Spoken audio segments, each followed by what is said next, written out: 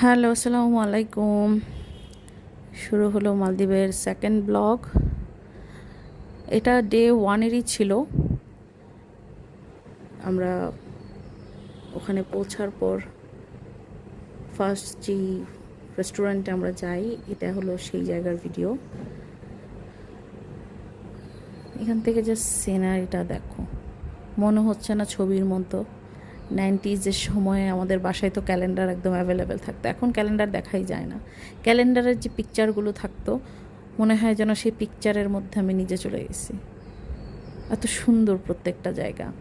এই রিসোর্টগুলোর একটা বিশেষত্ব হলো, মানে স্পেসিফিক কোনো জায়গা নেই যে তুমি এই রোডে যাবা বা ওই দিকটায় যাবা, এইদিকে গেলে সুন্দর ভিউ পাবে, ওই দিকে গেলে সুন্দর ভিউ পাবে, এমন স্পেসিফিক কিছু নেই।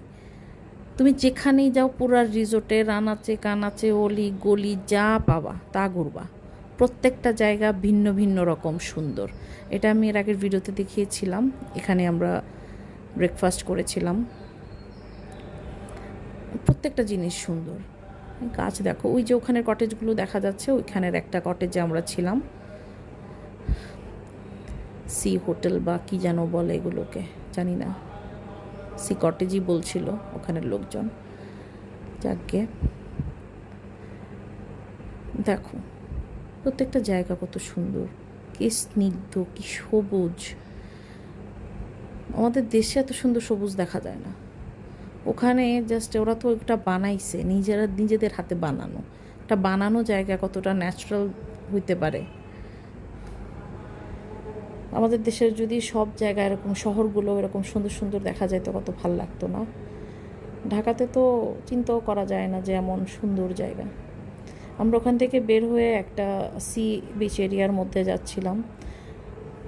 ওখানে যাওয়ার পর দেখলাম যে অনেক ফরেনার, তো ওনাদের প্রাইভেসি আমি নষ্ট করতে চাই নাই, তাই ওখানকার ভিডিওটা আমি ডিলিট করে দিলাম। এটার আমি ক্লিপে দিলাম না। ফরেনারদের যেমন চলে ওরা তো জানোই, ওরা ওখানে সুইম করছিল, সবাই টুপিস টুপিস ছিল। কিন্তু আমাদের দেখতে ভালোই লাগছে, আমি তো দেখছি বৈশা বৈশা, কিন্তু তোমাদেরকে আর দেখালাম না। যখন তোমরা যাবা তখন তোমরা দেখে নিও।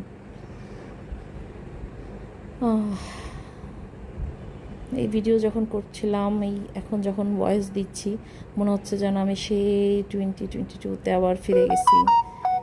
ইজান আমার টামিতে, আর আমি ওকে টামিতে নিয়েই হাঁটছি, অলিগলি দেখছি।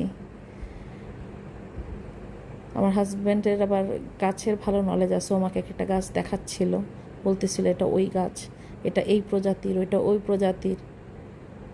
দেখো এখানের